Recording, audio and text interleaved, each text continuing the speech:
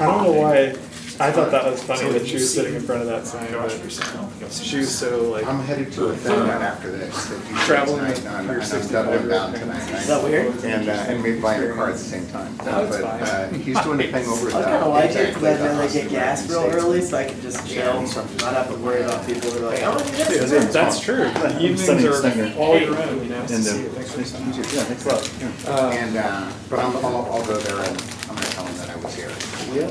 But it's a circle. It's kind of You go to the so theory it's cool. meetup? But I am. It was good to see you. Good to see you. Thanks very much. You guys gonna talk about the flash crash? Hi, I'm Madeline. I don't know. Yeah, The what? Earlier in the week,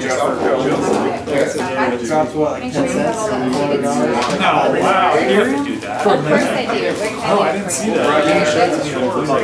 I saw it go. Yeah, this is a flash crash. They went from Yeah, like this is 3. And What how was about it? beverage? It was actually so much money. How much, what's it up to now? Water. And it was down Forrest. earlier this week to like 2. How's it going? Dude, it's I a guess total helping out. We've met a couple times. Good to see you again. Yeah. How are you? Good. Brandon, nice to meet you. I brought John Hinkey in 07. What's up, Chris? dude? So you wanted to I was like, split up, Panel picker? Trying to get on the panel? You gonna pick one? Yeah. So I finished up the campaign over with Not Me. I Guys are downstairs and he graduated makes a 6 shot, months ago. Oh, nice. And did the campaign launch for a video production firm. I'm guessing you might try to get out again, talk about. I was told it was a good thing. But it's He like spoke. basically a whole This guy has day. a interesting last thing. And Hear it. so 2 years now ago, I've been seeking war out kind of to the explosion. Right. Last year, Good. most explosion. Yeah. So what I've been hearing about. Don't make previous Sounds weekend. super Yeah. interesting. So, and I've already. In like the short time I've known you, you really have. I own part of this company, I'm Keyboard, doing a bunch of stuff right now. so I helped him Wait, raise wait, payroll. wait. Did you go to that like Plains National Park? It's an area that I've like sort of for wildlife reserve. Yeah, dude. It's like the only mountain. I've wanted to go there. This is kind of like a first. Was it beautiful? Ready though? I want to take Jess there. It's not anymore outreach. I always Did Palo Alto Canyon? a couple of years ago. Zach and I were talking for Well, you've been going that direction for a long time, because they're trying to bridge the digital world and the real world, and, it's a perfect expression of that. Depends on the side effects. It takes 6 hours to get outside your You're in the store. right spot right here. Dude, yeah, Utah is probably the prettiest place I've That's been. exactly what it's like. California's also. Yeah. And my friends also I would imagine. Right. They have a lot more I'm going names. to go for fintech and theory. I got spoiled by having one of those split keyboards. They got Transit and Cougar. Yeah, I'm not trying to go Now when I use them, I'm so small. I just feel Really? really crushed. So I have a question for you. I'm helping a legal tech startup company. Is legal tech an interest? Like, nah, those will kill you. What's your definition of like Series A? Technology that supports legal lawyers, legal business, because it's a full sector. It's like our system helps take the public, help them find lawyers and book appointments with lawyers. And the technology is taking the lawyer's calendar, connecting Yeah, I heard about that. to it takes us That's probably the only place in that it's all in the state. business. They got a firm click. Yeah. They got a there's one and they kind of Legal feel Did you watch the Red Team's program? Oh, yeah. That's like a show? One thing that legal's up on town, there's so many legal tech companies starting in Austin. Yeah. So So there's the like Jetsons were interesting big thing when happening. Tulsa was getting built, so a lot of the buildings are so futuristic.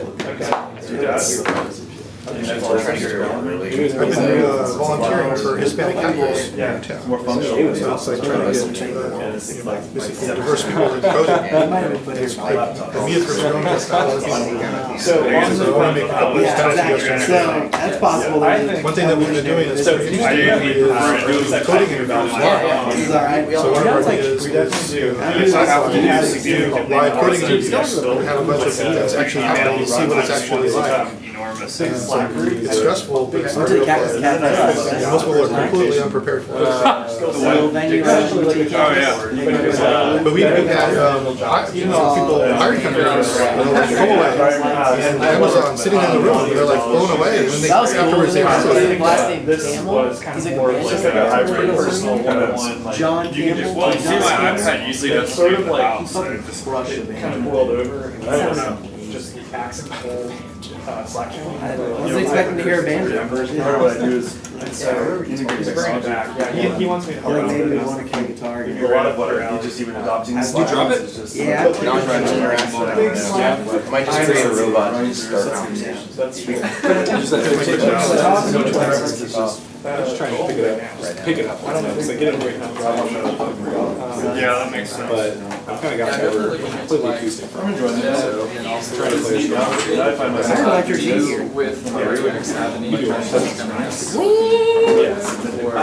You get like the right change the system. Yeah. You go to like California rock. Yeah, I'm just like literally just like volunteer. Hey, we do one of the dog. I love it. Engineering. I'm also still kind of like. What's actually the same? Just trying to help. Dude, I don't consider Because that. like, you know, most of my programmers are Australian in my company, but in most companies, it's like 40%. When I get away from it, I really like that. You know, so something's broken in the system. Hey. This shows I'm trying to break down. Just be so well dressed. What kind of people are you?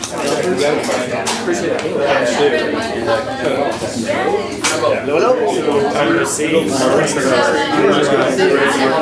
Diversifying your shirt collection. Last time you were red, you were blue. I know a lot of Hey, you got this one. Thanks for coming to And I just, you know, kind of think about ready, so that we're on there. And just trying to smart walks. All sorts of like, here's everything's in my home. I can control all these things in my home. Awesome. Well, hey, welcome everyone. Thanks for coming. We are really fortunate today to have Hugh Forrest here with us. Hugh is and I'm gonna director of content. What's your official title? Chief Programming Officer. I knew it was content related. I've always their model has evolved and now and his role keeps expanding. But when I first got to know him, it was because he ran the interactive portion of South by Southwest, or at least from the outside, that's the way it appeared. And that really quickly over the time that he ran it became the biggest part of it. And he can position it some other way he wants, but from my perspective, it seems to have taken over the whole thing. So obviously that's a key part that's so important to us, is a great time to get exposure for our companies here and to plug into all the amazing people that South by Southwest brings to Austin for this every year. And I think from a Capital Factory's perspective, I knew right when we started that South by Southwest was going to be a super important partner to us and somebody that we wanted to have a really good relationship with as we grew. And that was something we worked really hard at. And then just to throw in my quick piece of advice, I think a lot of people that I see come to South by, they come to them with this approach of like, hey, South by, you need us. Like, oh, you need our thing. And they don't realize like there's a million people calling them all the time saying like, you need our thing. And they have a lot of things, and they fortunately get to be in a spot of just like really curating what are the really things that they think are going to be really awesome. And so you have to approach it more from a perspective of like, what can you bring? How can you be a great partner to work with? And that's something we've tried to do too, is just make sure we're easy to work with. So with that, I'm going to hand it off to Hugh, and the topic is really about how to submit things to the PanelPicker. The PanelPicker just opened up, and so how to make sure that your stuff can, ideally your idea or your panel can get on stage at South by. So thank you for coming, Hugh. Thanks, I'll hand it off to you. All right. Well, thanks for coming out again. My name is Hugh Forrest. I am as of last year, I'm the Chief Programming Officer at South by Southwest. You can reach me, Hugh, at SXSW.com. This is about the time that Josh usually makes a joke about my Twitter handle. Thankfully, he's moved on beyond that. Not because it wasn't funny, but because he's sparing me the embarrassment or whatnot. Anyway, we are going to talk mainly about the PanelPicker this afternoon, but we'll talk about some other aspects of South by Southwest. Again, first and foremost, thanks for spending some of your afternoon with me. Look forward to talking about the PanelPicker as well as various other aspects of South by Southwest. While it is structured as an AMA where I am telling you about South by Southwest, I very much want to get your feedback and get your input on things that we can change, improve, how to evolve the event. The panel picker is one way we engage the community, but doing events like this is another way that we engage people who are active in the community and very productive for me. Thanks again to Capital Factory for hosting this today, and thanks to Capital Factory for all they do year-round. And a little more on what I see as the agenda for today. Not that I'm too much into agendas, but there you go. We'll start off talking a little bit about the 2018 panel picker process, which kicked off this week. Talk a little bit more about South by Southwest 2018 in a general standpoint. I want to get your input and your ideas on speakers for 2018, as well as input and ideas on overall topics. If we have any more time, interested in great South by Southwest stories or not so great South by Southwest stories. Again, we need to be interactive here. Feel free at any time to raise your hand or just ask out a question. Again, this is less about me talking and more about us interacting.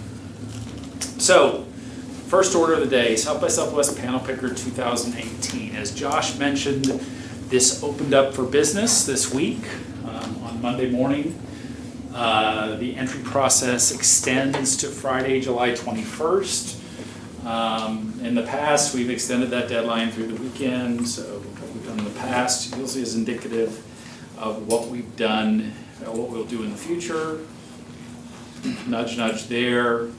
That's the trick, it's due on Friday, but there's always an extension until Sunday. Well, there is usually an extension, and what has usually happened in the past will usually happen in the future. Important thing to note there is you gain absolutely no advantage by entering your proposal today or tomorrow versus entering it on July 21st. More importantly, once you've entered your proposal, you can't edit the proposal. So my strong advice there is, come up with an idea, enter it into the interface, proof it 1 or 2 or 3 times, bounce it off your friends, create another idea. You can create multiple ideas in the interface. You just only hit enter on one of them, but don't press that entry button or that enter button until Friday, July 21st, after you've thought about it, reviewed it, checked for typos, all that stuff. Again, there's absolutely no advantage. There's not an early admission period here. Everyone goes into the same pile, so again, wait as long as you can. Friday, July 21st, and probably, as Josh says, through the weekend. Okay, because Capital Factory is special and because you guys are special, this is our Panel Picker promotional video for 2018. You guys may be the first people ever to see this, which that and $5 will buy you a cup of coffee at Starbucks, but there you go. This is our 2018 Panel Picker video. We think, we hope. Oops. Can you test sound before that?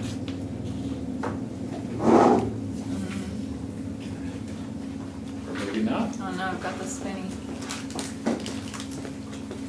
Check the sound.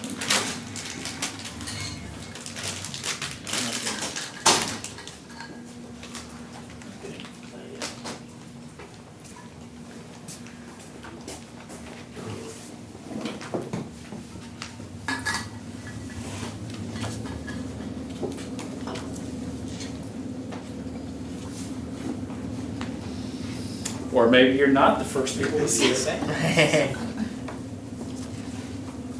Do you have the video file up? It's on the keynote? No, it's a local file, so it should be.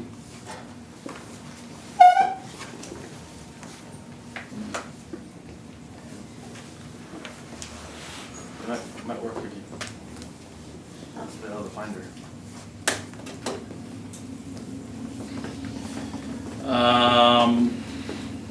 Well, I guess that's the end of the presentation, folks. Um,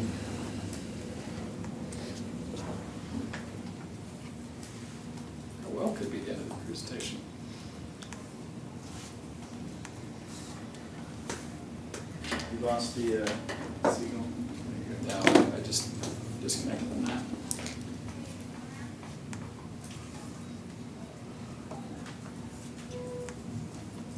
There we go. The South by Southwest Conference is full of unexpected discovery, and our programming features thousands of unique voices.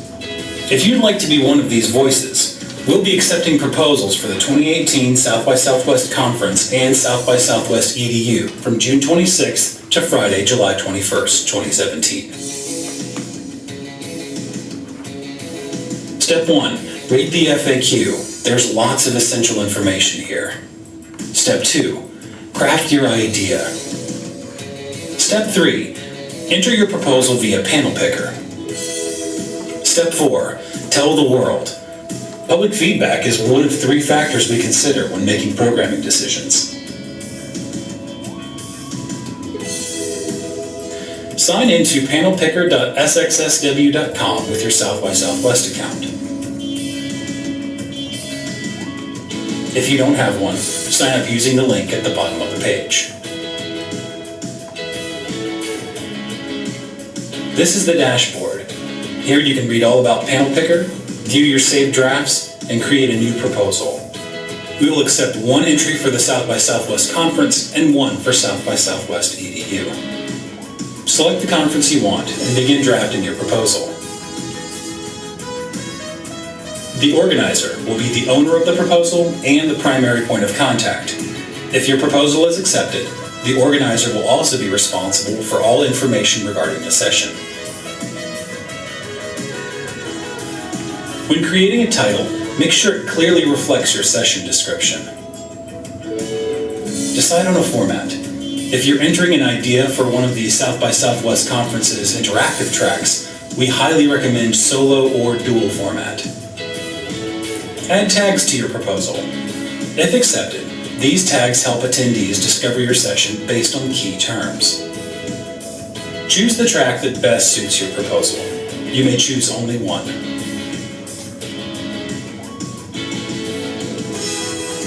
When crafting your proposal, choose a specific subject and go into plenty of detail.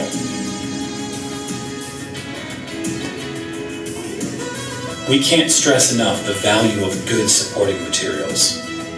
Consider creating a video summarizing your idea. This also helps put a face to the proposal. Please include information for each participating speaker, and make sure all speakers are aware and have agreed to participate. Unconfirmed or to-be-determined speakers are not a good idea to include in your proposal.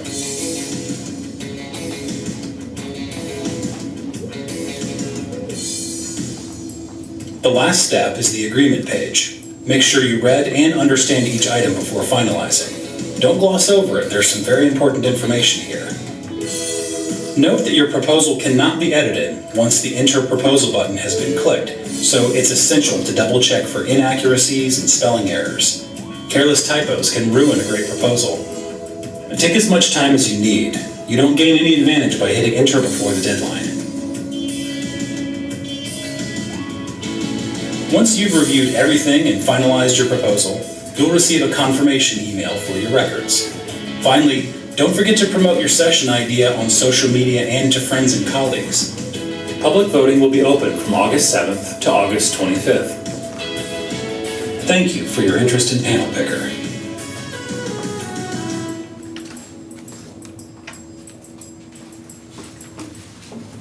All right, so that's our PanelPicker promotional video, and you were the first audience to see it, almost not the first audience to see it. Some of the pro tips from there, as I mentioned before the video, again, take your time entering the thing. You don't gain any advantage before July 21st. Reproof your proposal. Realize we're getting 4,000, 5,000 total proposals. And when there are typos in the proposal, when there are miscapitalizations, when there are things like that, it's like putting a resume into a job that has typos and problems there. And you know, you can kind of easily disqualify those, or those are often easily disqualified. We particularly like, on the interactive, the tech side of things, solo presentations more than panels. I realize that's a little bit confusing because the interface is called the panel picker, but tend to find that solo presentations work better than panels. Reason for that is that solo presentations tend to offer more depth and more focus.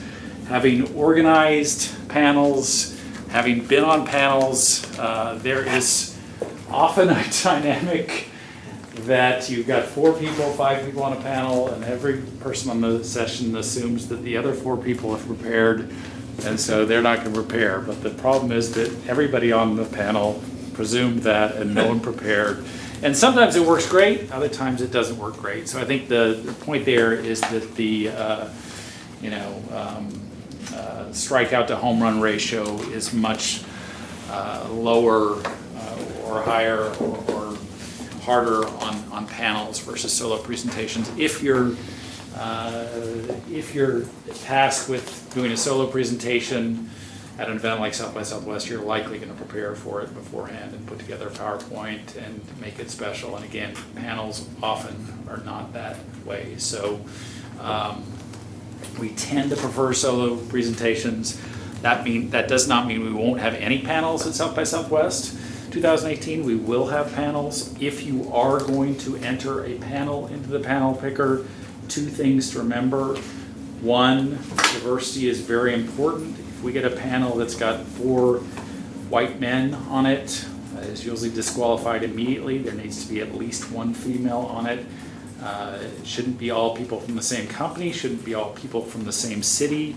Again, diversity is important to us. So again, if you're going to enter a panel, have that diversity. Also, if you're entering a panel, be sure to have a strong moderator on there, someone that can keep the panel on track. That is one of the biggest problems with panels, is that one person is talking about apples, another person is talking about oranges, the third person is talking about tangerines, and the 4th person is talking about coconuts, and it's just complete, often goes off the rail. But a strong moderator can help keep that on board if you want to go with a panel. Similar to that, aim to go deep, not wide on your presentation, on your proposal. I would advise against putting together a proposal that is something like everything you need to know about AR. Well, that's a 3-day conference, that's a 4-day conference. And that can't be covered in significant depth in the space of an hour. Instead, pick out one small portion of AR, really dive deep into that. That's what we like, is seeing depth, specificity, detail. That's very important. I think that's one of the most important things to emphasize. It's always one of the hardest things to do as a conference organizer, as someone who's spoken at events, is focus, stay on topic, but again, you're more likely to have a successful panel picker proposal if you do that. As mentioned, also strongly recommend you be forward-thinking. We certainly have had some great presentations at South by Southwest in the past that are previous South by Southwest that compare an older technology to a newer technology that look at something that happened in the past. That's great. That said, in our best moments at South by Southwest, we are a preview of what's going to happen 2 years, 3 years in the future. So give us a presentation, give us a proposal that talks about that, what your vision is of how this will play out in the future, how this will change us, how society will change when X technology comes to pass in the future. Again, forward thinking is really, really good. Last, but certainly not least, in terms of successful panel picker proposals, is to create a video. There is a space on the application page for YouTube video, for various other formats. What we like on that, what we want on that, is to understand your speaking style. There are many, many great things about the panel picker. There are many, many weaknesses about the panel picker. One of the weaknesses of the panel picker is it takes essentially a 3-dimensional process, giving a presentation, having energy, engaging the crowd, and reduces it to two dimensions at best, i.e. a proposal on a digital proposal. We know from the past, and you know from the past, from going to sessions at South by Southwest, going to sessions at Capital Factory, that a great speaker can make a boring topic seem pretty exciting. By comparison, a boring speaker, who might be me, can make a really interesting topic seem dull. So the video is our way to understand what your style is, how good a public speaker you are. Ideally, the video explains your proposal in some amount of detail. It can also be a video from something else that simply shows us your speaking title, but again, ideally, it gives us more context on your speaking style. That is a very, very quick run through on PanelPicker basics before I kind of push on to other elements of the 2018 event.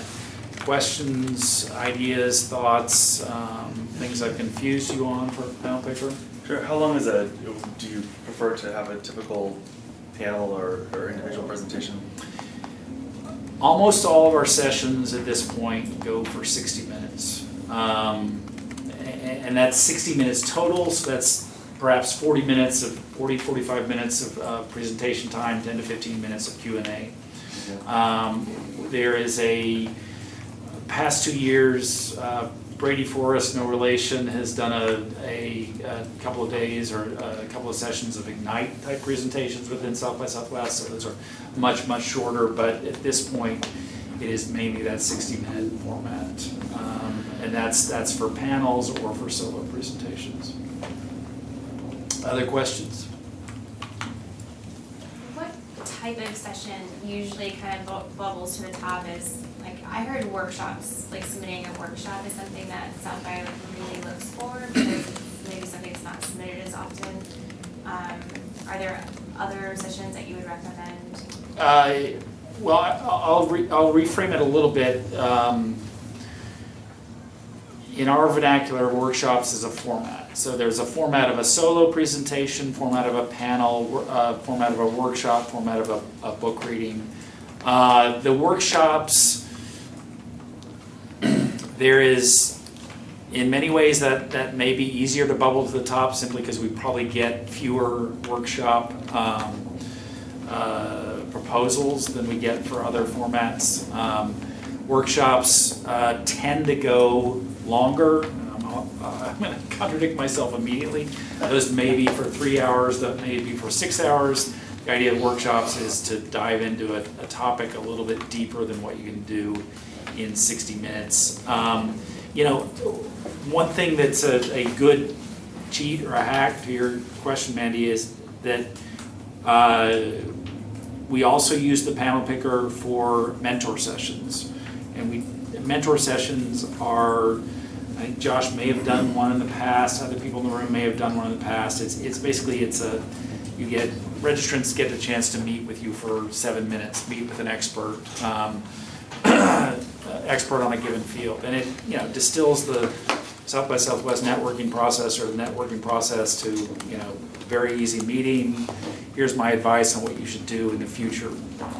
We typically pull those mentors from people who've applied to the PanelPicker, but it is absolutely fine and accepted to enter a speaking proposal, which is just mentor session Hugh Forrest. I want to be a mentor at the event. This is the expertise I have. And we don't get a whole lot of those, so that's something that bubbles to the top or could bubble to the top on just sending that in. We also use the PanelPicker for meetups that we do. Meetups are, as they sound. It's a way to direct like-minded people to a certain place at a certain time. We tend to curate a lot of those meetups because we don't get a whole lot of those in the PanelPicker. But again, that's an idea for something that doesn't have as much competition. I'll stress that word competition. I mean, realize that we're getting, if the past holds true for 2018, we'll get somewhere in the neighborhood of 4,000 or 5,000 total proposals, of which 600, 700, 800 are accepted for the event. So it is, there's some tough competition.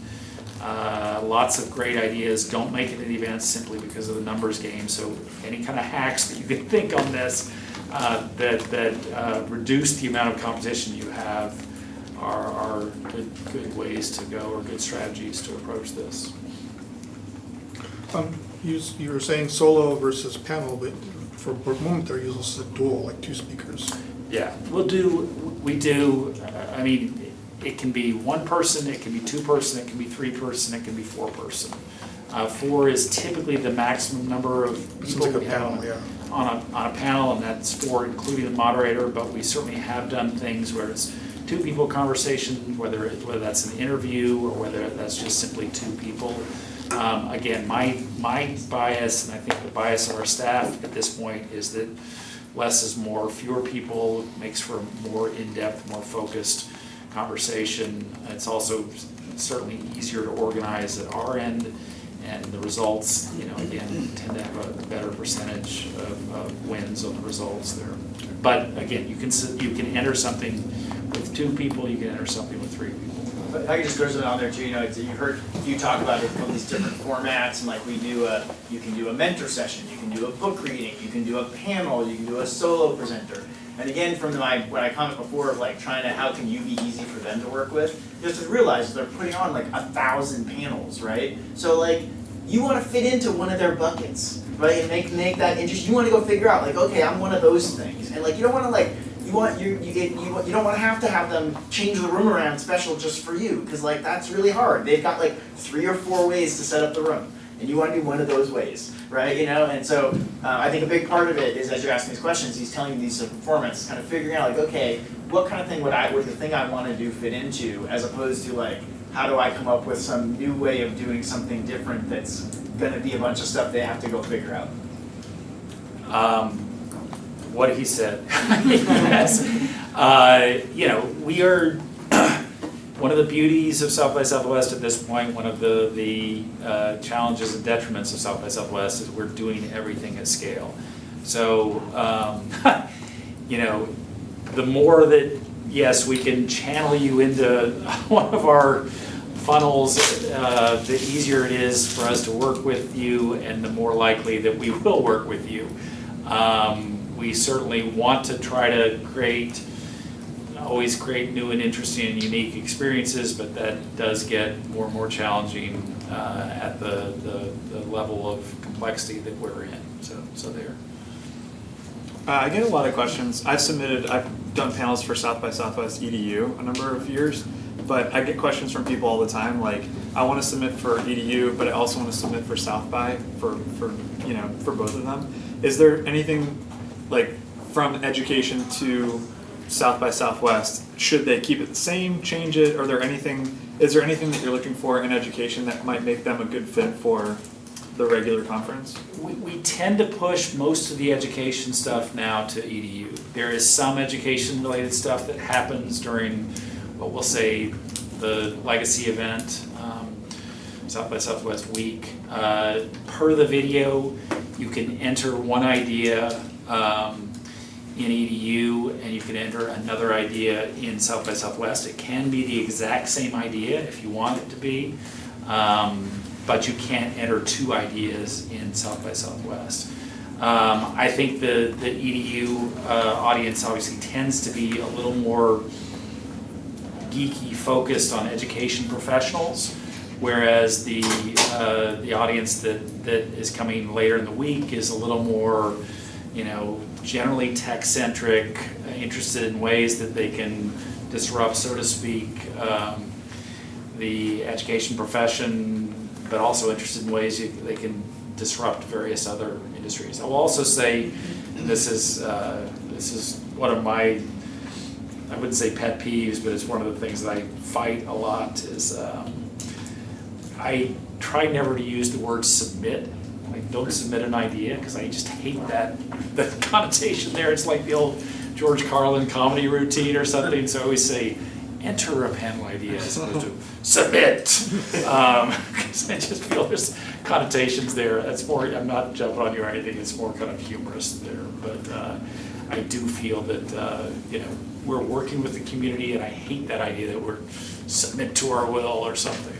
I think the button at the end though still says. No, it says enter now. It's probably changed after 10 years. That's the power I have. It only takes 10 years to make It says enter. It says enter.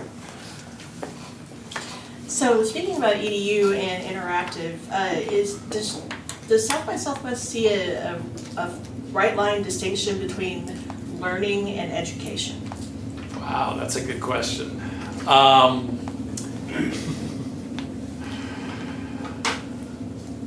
I think that everything we do at South by Southwest,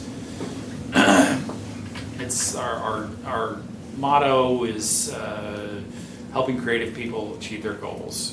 About creativity, about innovation, about discovery, about extension by learning. Again, the EDU event is specifically designed for education professionals, whether that be in public or private schools, whether that be at the college or university level. So if there is, to your word, a red line distinction, again, the education professionals are more to the front of the week, and the learning discovery is more to the second part of the week. That said, the lines are pretty blurry there, and we've had, there's speakers that have spoken at both events. In 2017, Tim Ferriss was a keynote at the EDU event. He was also a featured speaker on the first day of Interactive. So the fact that speakers straddle the two events, I think, is indicative that there's a degree of overlap in the content. EDU is certainly a smaller event at this point than South by Southwest. It's not small in most senses of the word, but it's a little bit easier to network, not quite as overwhelming and intimidating as South by Southwest can be. EDU also, you're a little more focused simply on education as opposed to with South by Southwest. And we'll talk about this in one of the coming slides. We're bringing together all these various creative industries.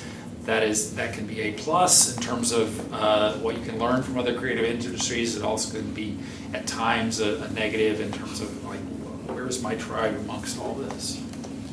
I don't know I hope that gives you some context in your question. Good. So tagging off the question before about workshops and mentorship and panels, the panel picker will only let you enter in one idea. Is that so? You have to choose whether it's going to be a workshop. The panel picker will only let you enter one idea, and whatever format you pick, whether that's a solo presentation, one idea. You can't go back and enter another panel, you can't go back and enter a book reading, you can't go back and enter a mentor session, you can't go back and enter a meetup. To what I referenced a few minutes ago, you can create 10 different draft proposals and have those all live in your dashboard before you finally hit enter on one of them, and can read those through, bounce those off your friends, your colleagues, which you like best, kind of do some beta testing there. But only one way to decide: meetup, workshop, panel, whatever. Yeah. And that is something that's evolved over the years. When we first started doing the panel picker, approximately 10 years ago, I think you'd enter 3 ideas, then we pulled it down to 2 ideas, and we pulled it to 1 idea. And part of that was just the growth of the number of entries we were getting, and trying to manage that a little bit. So this is maybe a 2-part question, or maybe it can be answered together.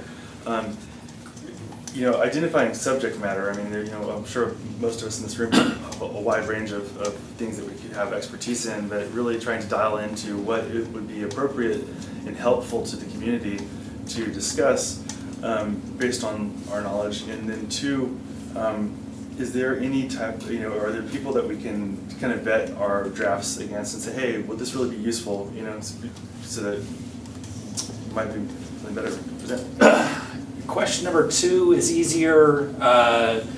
You can certainly vet your drafts off of me, or send it to me, and I'll send it to other people on staff. Again, Hugh at SXSW.com.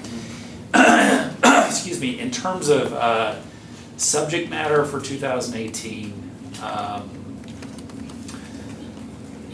the things that were most popular in 2017. I think there is a large chance that that kind of popularity will continue next March. 2017, anything with AI, artificial intelligence, in the title, in the description, had a line out the door.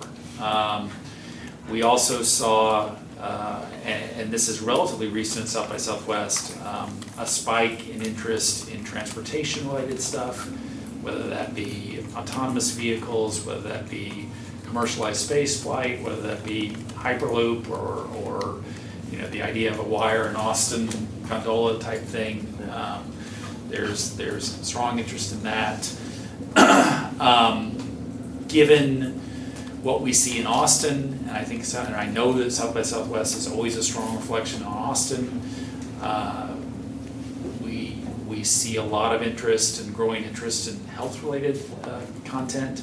Two of our biggest speakers in 2017, Vice President Biden speaking about the cancer moonshot, Jennifer Doudna speaking about CRISPR, came from the health side, and the fact that Dell Medical School and the idea of a medtech, biotech innovation zone in Austin, those are strong things. I also think there is a very strong relationship, and I mentioned this earlier, between traditionally a strong relationship between what happens at the F8 Developers Conference and what happens at South by Southwest. Last year we saw there were 30 proposals that focused on bots or chat bots. I mean, 30 among 4,000 proposals isn't much, but if you consider that the year before we had 0 proposals on chat bots, that's a spike. I think that for 2018, we are likely to see a lot more proposals on AR, simply because AR was such a big push at F8 this year. And then, in the context of this week of what we've been dealing with the last 3 months, 6 months, 12 months, I think we'll see a lot of privacy and security stuff in the PanelPicker this year. That does not mean that your idea, your proposal has to adhere to one of those 5 buckets, but in terms of things that I think will be particularly trending, hot, buzzworthy at South by Southwest 2018, think about those. I'll also say that one of the way the PanelPicker process works, the deadline again for entry is July 21st. And after that, beginning August 7th, we have public voting. During public voting, staff is also reviewing every single proposal, and we have an advisory board reviewing every single proposal. As a staff person who is reviewing 1,000 proposals, I will tell you that, after I've seen 40 proposals about AR in a row, I tend to get a little bit tired of AR-related proposals. But if I all of a sudden see a proposal about,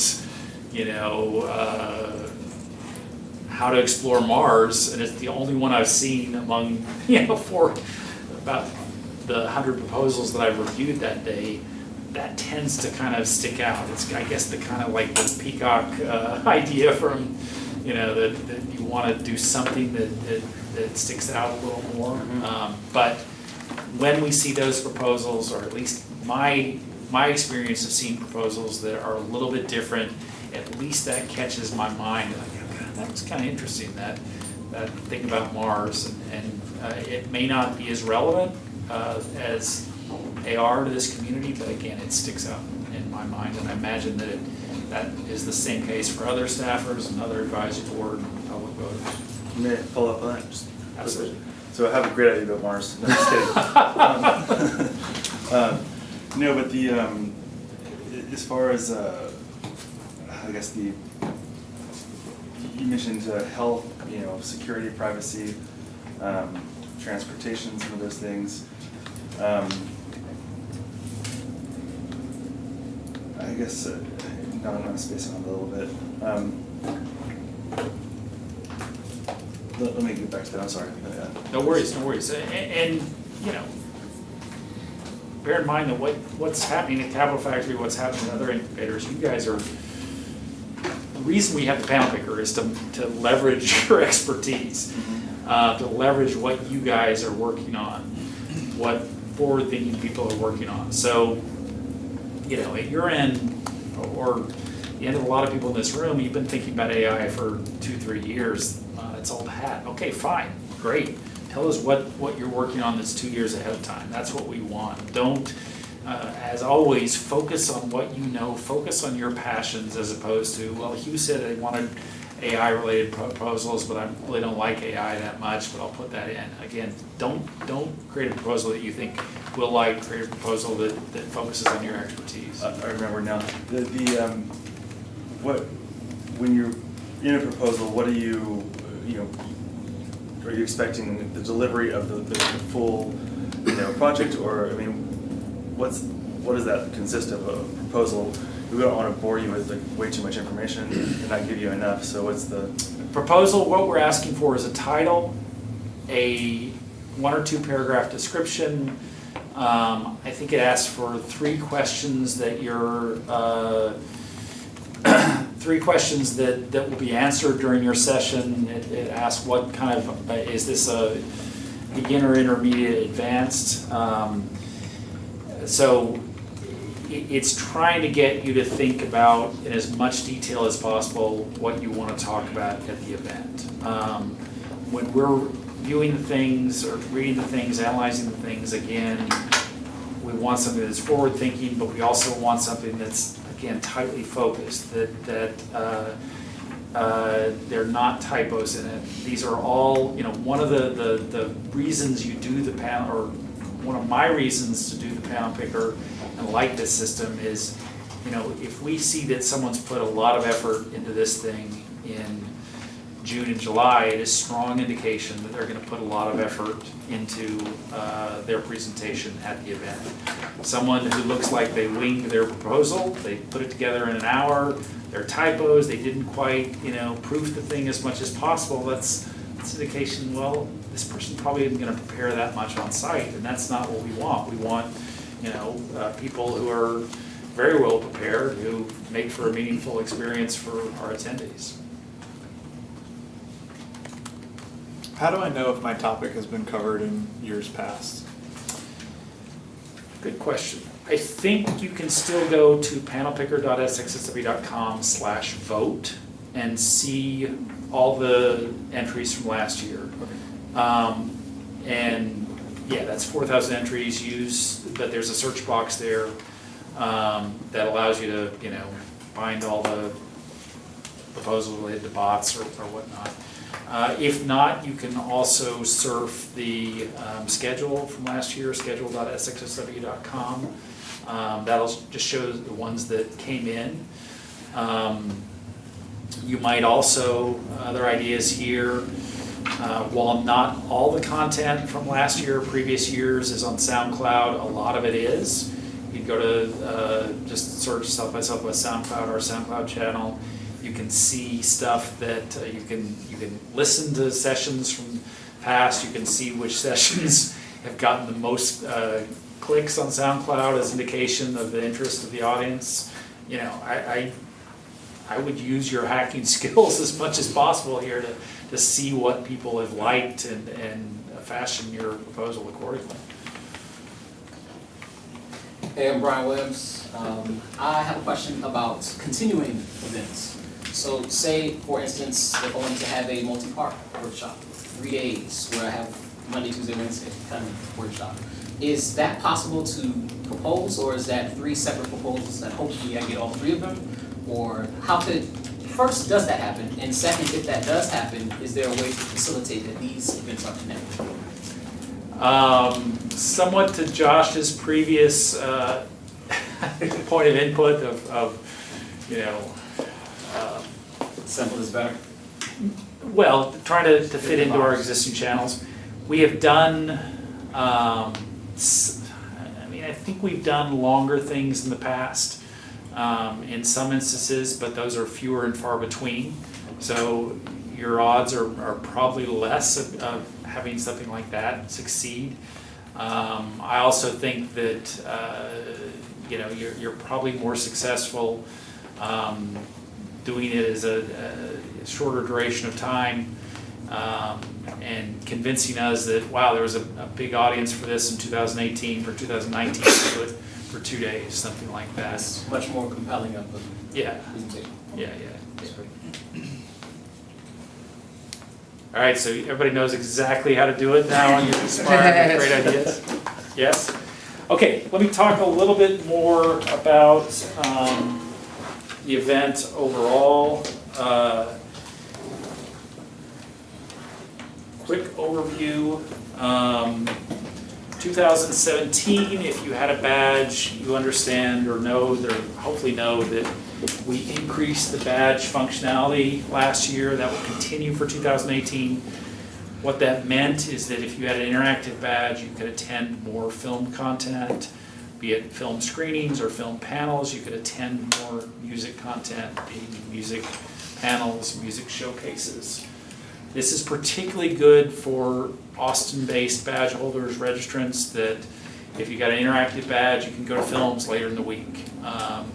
You can go to music later in the week. Now you're going to be in the same line as wristband holders, so there are some things you probably won't be able to get into, but again, there's more functionality. This is a philosophical change, switch, transition at South by Southwest that we're trying to be more of one unified event as opposed to the silos of interactive music and film. We are heading, whether it be 1 year, 2 years, 5 years, I can't tell you that, but we are most likely heading to a scenario that would just be a South by Southwest badge, as opposed to South by Southwest Interactive, a South by Southwest Music, or a South by Southwest Film badge. And I think we're also heading, and somewhat alludes to Josh's nice intro, I mean, we know that so much of what is so popular at the event is tech focused. So we're not ever going to get rid of music or film, but I think you're going to see more and more of the tech emphasis go later into the week, and trying to get the tech crowd to stay longer in the week, or get a second influx of tech people later in the week. As we know, there's a technology background to everything that we do at this point, and South by Southwest certainly reflects that. One of the other big features of 2018 is the Fairmont. And one of the particularly neat things about the Fairmont, which isn't too obvious yet, but will be, this is again right across the street from the Ironworks. There's this little footbridge or sky bridge that will go from the Fairmont directly to the convention center. So that will be connected in a way that no other hotel is connected to the convention center. Fairmont will now be the biggest downtown hotel with, I think, something on the neighborhood of 1,000 sleeping rooms. It will, and that I'm sure is at least one room more than what the JW has. It will house a lot of our programming. Most likely some of the stuff that we did across the river last year at the Hyatt now moves to the Fairmont. Brands and marketing stuff, which is very popular, moves to Fairmont. Again, this will be will change a lot for 2018. As a native Austinite, I have some regrets or whatnot of seeing more and more hotels in the downtown area, because there used to be lots of other cool stuff. As an event organizer, this certainly helps us a lot in terms of centralizing the event, making it easier to get from one session, from one panel, from one presentation, from one networking event to another. So that's a neat thing. All right, quickly some dates to remember. Again, Friday, July 21st is the deadline for PanelPicker entries. End of day on Friday, 11:59. As stated before, we have traditionally extended that deadline to the weekend. Most likely that will happen again. Yes, probably will happen again. Tuesday, August 1st is the first day of badge sales. I don't think that's really important to people in this room. What it is important to is if you have friends coming from out of town to South by Southwest or thinking to come from out of town, Friday, August 1st is one of our biggest days of the year for badge sales. And it's simply because people are buying hotel rooms to try to get downtown hotel rooms. Once they buy a hotel room, they can access the South by Southwest room block. In years past, JW Marriott, for the first part of the week, has sold out in 3 hours. By end of the day on August 1st, those hotel rooms are sold out. I think the downtown stuff may last a little bit longer this year with the Fairmont, but if you have friends who have the resources to buy downtown hotel rooms, which go for a pretty penny at this point, you want to remind them to register on August 1st, and they'll have the most options for hotel rooms. If they don't, if they don't have the budget for downtown hotel rooms, if they have ideas to couch surf, if they don't particularly care, it's not so important for August 1st, but if they want to get downtown, buy on August 1st.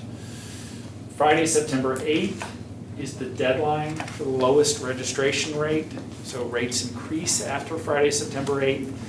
That said, years past, and I'm pretty sure we'll do it again, we've had a special group discount rate for Capital Factory members, so it's one of the perks of being a Capital Factory member. Basically means you can get that low registration rate or even lower later in the year. Josh or other Capital Factory folks will have more information on that as we get farther into the season. If you're in a band, if you're a filmmaker, if you've got friends who are in bands, or friends or filmmakers, whatnot, Friday, October 20th is the deadline for entry to the South by Southwest Film Festival, as well as the South by Southwest Music Festival. Notice the theme here of Friday deadlines. So again, tell your friends on that if they're interested in getting involved. Friday, November 10th is the deadline for the South by Southwest Accelerator Pitch Event, which is the pitch event that we do. There are numerous pitch events during South by Southwest. Capital Factory has done pitch events in the past. So there are many ways to get involved in pitch events. But if you want to get involved in the Accelerator Pitch Event, Friday, November 10th, we will likely have some kind of presentation here or somewhere else between now and then about Accelerator. Keep that on your radar. Friday, November 10th is also the deadline for the South by Southwest Interactive Innovation Awards, which showcases innovation that is not necessarily a startup, but new products, and that's, again, a Friday, November 10th deadline there. Those are showcased at a thing called the Interactive Innovation Awards that occur during South by Southwest. Okay, we're at 5:25 or so. Probably you guys have better things to do, but if you want to humor me or whatnot, this is when the AMA turns around, and I'm interested in ideas on who you guys think we should try to get as speakers for 2018. These are established speakers, such as someone like this, or up-and-comers that we may not have heard of yet. Just interested in your brainstorms on who are the most compelling figures in this industry, who are the most compelling innovators, who are the most compelling creative people who may not be tech people but may make you think differently if you're a tech person. I am all ears. Yeah, Dan Rather speak one time. I went to his talk. It was pretty cool. It was kind of low key, and it was very well attended, and Yeah. he had good things to share. He's spoken, he lives in Austin most of the time. I think he splits between Austin and New York. He was involved with a Tech Under Trump session last year. He's a big fan of the event. As you know, he's older now and he's a little bit hard of hearing, but it's very cool to have him involved in the event. I think anything to do with like Bitcoin or cryptocurrency. So who do you think are the leaders, most innovative, interesting people there? Vitalik Buterin, who was the co-founder of Ethereum, and he also co-founded Bitcoin Magazine. And for anybody interested, the Ethereum meetup is Right after this. We will hear more about this. It's not my meetup. It's just it's a good one. I am really How about interested Warren in it. Buffett? When is this? At 6:30 in the 6:30. Mobility Classroom. That's something that I've seen though. Change Like All rolling in our time. these like Bitcoin and cryptocurrency meetups, they draw people like big time. So Yeah. There's a ton of money interesting. Yeah. And lost. Yeah. Who else? The 23andMe founder, Yeah. and just, I think that there's a lot of interest, especially since they just recently announced the partnership with the pharma company to do the Parkinson's research using Yeah. the. She was a keynote a couple years ago. We've tried to get her back and hasn't worked out yet. One of the funny stories from this summer or whatever. She was dating Alex Rodriguez for a while. Isn't that the weirdest thing in the world? Yeah. I mean, like, I know That is someone whose house she always rents when she comes here. ah, As if like that person seemed to imply she came here a lot. So- really? But particularly rents it for South by. Like she always stays in her place. And is she here other times of the year? Is she have a I thought it was, connection? the impression I got it was mostly on South by, but it must not be that much, so I don't know, so. But one other in. It's his neighbor. What? It's his neighbor, no, I'm just kidding. It's Josh. He's not telling us. You know Carlos Aguilera? I think so. Rackspace. So an extension off of what she had said though was that, for a while there, they were giving some indication of what they found from the real, and then the FDA said, no, you can't give any guidance. And now there's this undercurrent of people who are starting to say, yeah, but if you have access to your own data, you can run this own off-label analysis of the data that you can download from 23andMe, and there's this interesting kind of secondary use of the data that Like comes strategy back. and stuff. Exactly. Yeah. So there's almost this secondary market that's starting to bubble up with 23andMe data, but not 23andMe data, so to speak. And it'd be interesting to hear her perspective of what the emergence of a secondary market for your own ownership of your own genetic information would look like. Good. I know he's been here before, but John Hankey would be a good one to get back. And we just talked about John earlier. Yeah. And then,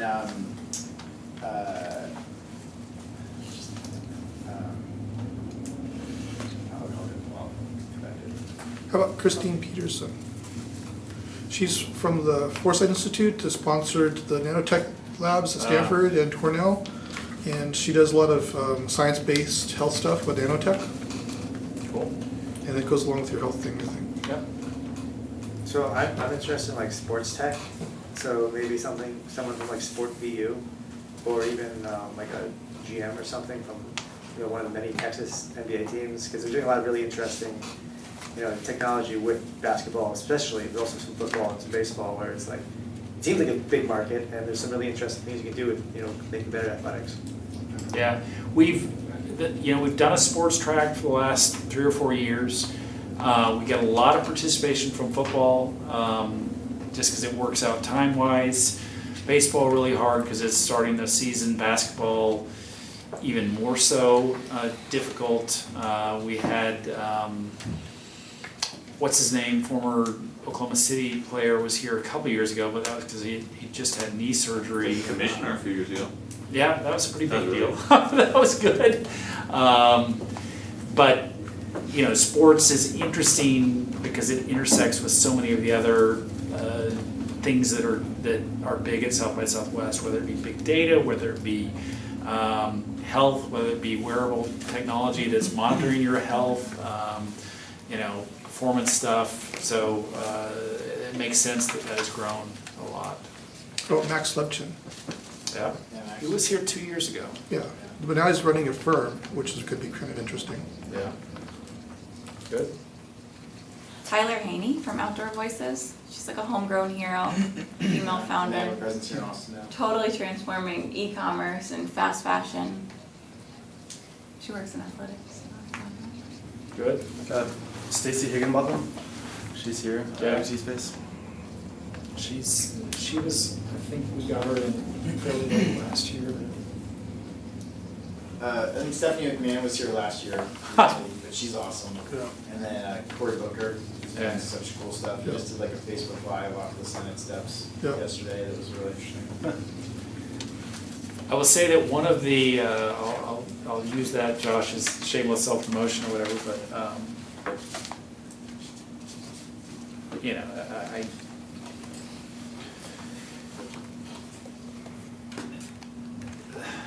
I the stuff the legislature has potentially will impact what kind of politicians come here in 2018. We've heard that if the bathroom bill passes, that it will likely reduce the number of Dems that will come in 2018, which is frustrating.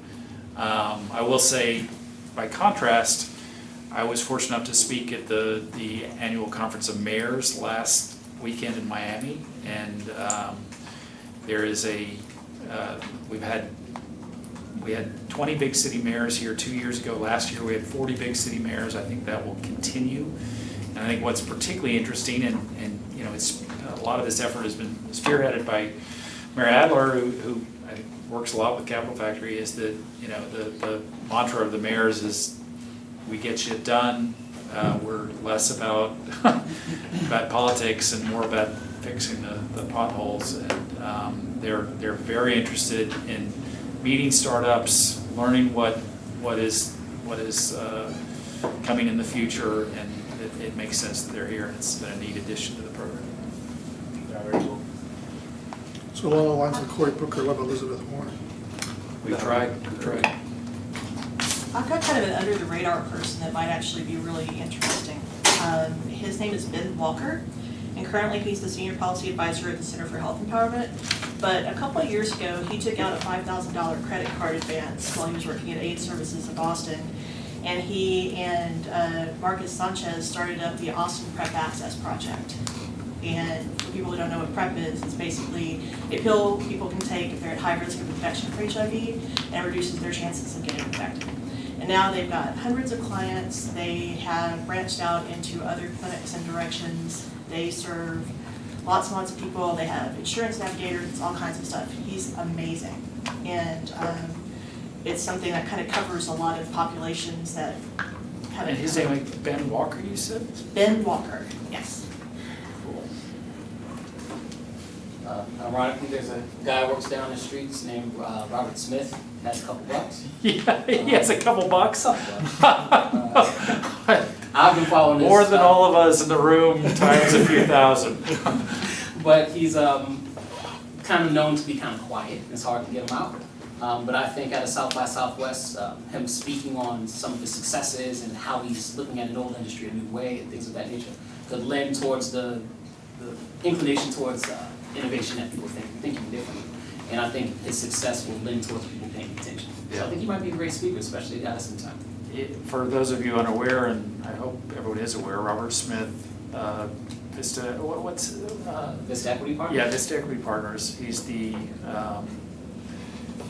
after Oprah, he is the richest African American in the U.S. And is very, very under the radar. He spoke at South by Southwest 2 years ago. It was a pretty hard get, simply because he likes to maintain a pretty low profile. But yes, we're very much trying to get him involved again for 2018. And you know, the wealth, beyond the wealth, he got some pretty interesting ideas and pretty cool insights, so it's good. This will be an international recommendation, but Chloe Watts, she's the CEO of Chloe Digital based in London. She founded a marketing agency that leverages tech to create influencers, like social media influencers.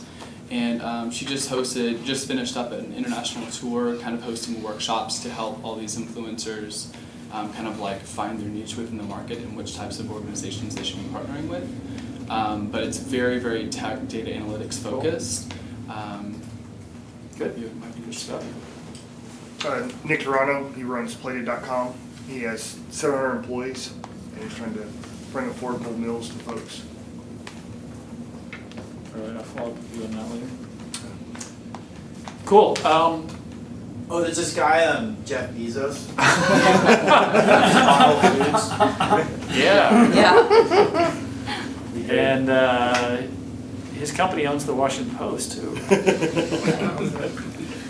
I heard they like buying companies. Somewhat the same question, but a little bit different.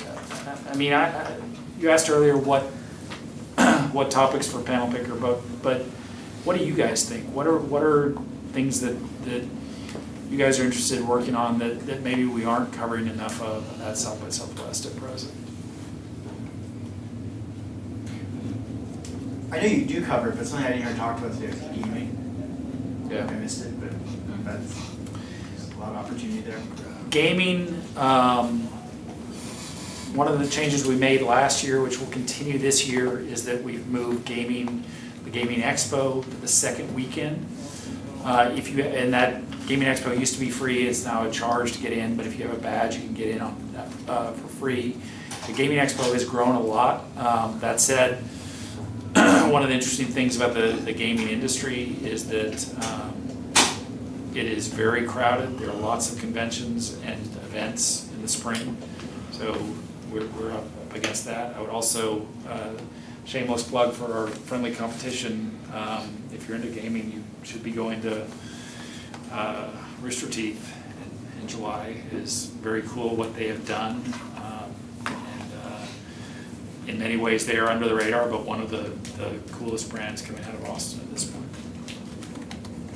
Are you guys, so that the gaming is gonna get bigger? Because like I went this year for the gaming and I've been to E3, so maybe I'm a little jaded on those things, but it felt like for something the size of South by, that was kind of small and, I mean, besides the Nintendo booth, it was all just like, yeah. I mean, compared to E3, we're still a, much smaller. The idea, the hope is to continue to grow this thing, and particularly get more consumers into this thing. It has grown steadily, but it still has a long way to go. I know I've experienced a lot of it, but I don't see anybody really focusing on culinary or culinary tech. And I think it's so intrinsic to just being human. You know, it would be nice to see some more. There's so many good chefs in town. There's so much cool stuff going on. We have, this will be the third year we're doing a food track at the event. Part of that is culinary tech, part of it is delivery. We've had more and more top level chefs coming to Austin during South by Southwest, whether that be Anthony Bourdain, whether that be the Asian guy who's got the blank restaurant in New York, whose name is escaping me now, but you know, I mean, we know that food is one of the great things about Austin. Food is one of the reasons people want to come to South by Southwest, and that has been reflected in the programming. But always interested in cool, forward-thinking proposals and speaking ideas there. Yeah, there's a guy named Michael Wolf who is kind of in the line of Stacey Higginbotham. He does a smart home podcast, and it's IoT, but also a big culinary. He has a whole other thing on just culinary tech. Is that Michael Wolf old industry standard one, Michael Wolf? I'm not sure which industry you're talking about. Yeah. There used to be a tech publication called the Industry Standard. Oh no, I'm not sure. Yeah. He's good though. Off of the food, it's not tech, but sort of what sustainability looks like moving forward for food. Yeah. Whether that's the Impossible Burger, Better Burger, all the sort of plant-based. Sous vide is really big right now. Another interesting point that brings up, you may or may not be familiar that we had done, South by Southwest had done an eco event the last several years that has now been folded into the March event. So that will be part of a Cities Summit, which is Monday and Tuesday. And the downside is that we lose that specific eco focus. The upside is that we expose that eco audience to the much larger platform of March in Austin. I'd like to see something that shows the overlap between the music industries and the VR industries. Yeah. Especially saying that when you said you wanted to, I guess, have not 3 distinct events, I see very little music in the VR sphere, or VR in the music sphere. That's good. I think that, or I know that we have, to a degree, struggled to get younger, more tech-focused content in music, and whether that is, how VR is reshaping music, can reshape music, whether that's the latest innovations and AI and algorithms and predicting what you'll like, but yeah, that's a pain point of ours and something we should try to get more of for the future. Maybe expanding science more into education and tech. Yeah, I mean, some of that is happening now at EDU, but certainly more room to grow there. Nanotech? Yeah. There's billions of dollars being spent in labs, but the world doesn't know what's actually happening. And those guys are like really, really cagey about it. But there's major advancements that the world don't know about. I worked in some of those labs. And another interesting thing is we celebrate these companies at the end of it when they're a big success. But usually there's 3 or 4 years of like really hard work that happens before that. And there's not a lot of discussion about how to properly structure that, how to best structure that. I'm not sure how to represent it, but it's sort of gone silent for a long time. Good. This goes along with what my speaker suggestion was, but I think blockchain is just such a vast topic and super interesting. And the more I learn about it, the more I'm pretty fascinated. Yeah, people are looking at that for EHRs now, which is awesome. Yeah. Good stuff. Carry that forever. Might be a little biased, but I'm interested in diversity events during South by Southwest. I'm a UT guy, so I've been to South by for years, since 2012. And one of the years there was a sort of off schedule event, and I took a picture of everyone in the room, and within that picture there are like 7 people who've made Forbes and Fortune and Inc. and like TechCrunch and Mayors and different stuff. There was about 25 people in the room, and that was the only event where we all got together. And I thought, this is way too big of a conference for this to be the only way that happens. So maybe that'll influence what type of things I submit, but if I have my way, I'd like to see something that at least organizes different types of people who are interested in music tech and music. I'd like to add something to what this gentleman said. So there's also a topic that I think has been asked, and it's how entrepreneurs, you talk about these failures, these successes that take years to develop. Well, for every success, there's a ton of failures. And there's been some growing conversations now about how entrepreneurs deal with the failures and how they, a lot of these people who have been successful have failed 3, 4, 7 times before they finally learn from those mistakes and hit it out of the park. But that's a really, having gone through that a couple times, that's a really lonely place to go, to have ridden the hive when everybody's your buddy, to when after it implodes and now you're the one trying to pick up the pieces. And that's a really dark place to be, and, especially when you're younger and when you're older. But I know that that's been a conversation that Jason Canis has been trying to fuel more of, but I can see to where in the South by, as much as it celebrates successes, to have that conversation about failures. And having worked a little bit outside the United States, I've also come to appreciate that that is something that's a huge part of the American startup culture, is the fact that we don't have a stigma associated with failure. It hurts, but it's not nearly the stigma, the stigma associated with failure is not nearly the stigma that it is outside the United States. I don't know how to translate that to an event, but I think that's certainly something that's certainly unique to, but a big part of it. We've done some of that in the past, probably not as much as we should. Ranging from mental health for startups to, what I've learned from failures, that type thing. But, one of the challenges of South by Southwest, as well with any event, is again, I think in our best moments, one of the things that we do is that we showcase, highlight what's going to be hot in 2 years, and 3 years, and 4 years. That said, it is a lot easier to market Elon Musk. The person who's has the most successes now, as opposed to this is the person who's going to be the next Elon Musk. And similarly, it's harder, and I think you're acknowledging this as well, to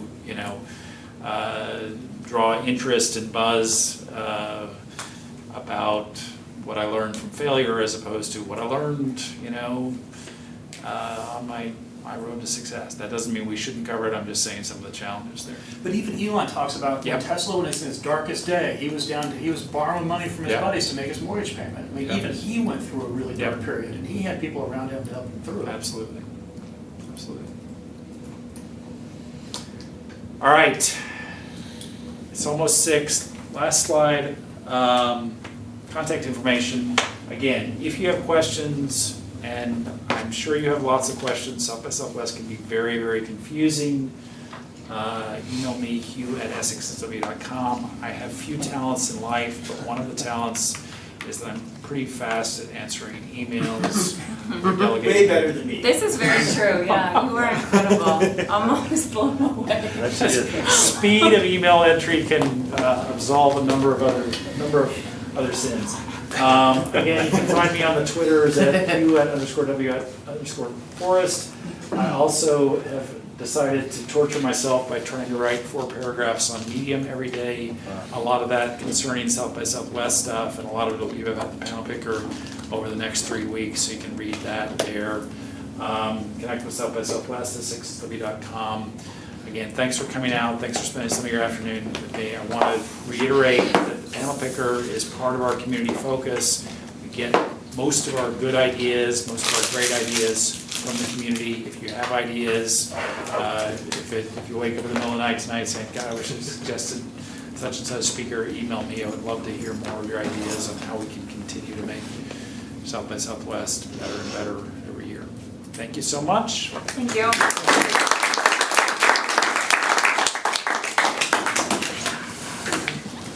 How's it going? We're good, how are you? So, when we just Yeah, I'll just, yeah, so email me back.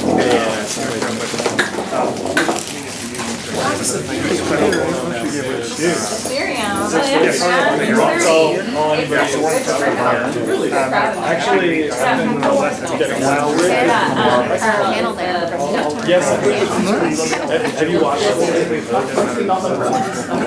She's great. He was telling me like the Flash was doing it. Thanks for coming out. Thank you. Thank you. Can you shoot Veronica? Hi, I'm Veronica. Nice to meet you. So I'm founder of Better Behavior Project. So I'll be presenting one on disability and sort of like having a disability and what does that mean? Somebody was just texting, I was texting with who does this, like all he does is trade, he trades like. She won Pitch a Kid. Yes, I did. Oh, you did? Awesome. Yeah. He said there. So I think you'll like it. Probably should be some engineers. Yeah, my 7-year-old son went various. Oh, cool. Yeah, there's like various stuff, he probably understands it much better than I do. No, that's a great thing. It's a great thing. Actually, way more nerve-wracking than being in front of a bunch of 7-year-olds. Not that much fun, but it was a good experience. They really make you focus and Power and more processes. Awesome. Nice to meet you. Hey, but he was just on the Rosinian, I did Goldman Sachs is awesome. Thank you. Spin up a bunch of stories about it. Trash it, and then they'll like So we're buy based all here of right it. now, we're going to have a VR. Yeah, and they're gonna do that. Apparently, this Sounds great. Yeah, it'll be a great time to buy when we start seeing these stories come out of them. Like, What kind of wallet next did you year? get? I just use Coinbase. Yeah. And I guess that's what coming out here and I feel like your idea of music. The one for the Austin Bitcoin technology meetup, the dude who runs it, this guy Mark Forrest, is like a crazy genius. Love that. Thank you so much. And he's just like, I don't know. I just had to he's thank off you the for wall. the shout out to the podcast. No, tonight is I'm one Ethereum, of the and that's people that does the some data folks that we've been entry working with through Ability. The podcast for Carol is my contact there, and then Eric for like business. transfer into the SoundCloud. I think it'll be a little bit more polished. Did you code? Yeah. With Paul. Really? Anyway, it was just like. What is the hardest Anything. Other stuff. And then you woke up one morning and fucking You're easily pleased. Really? Yeah. That's insane. But I think that's the thing, like, we're like, you know, it's kind of like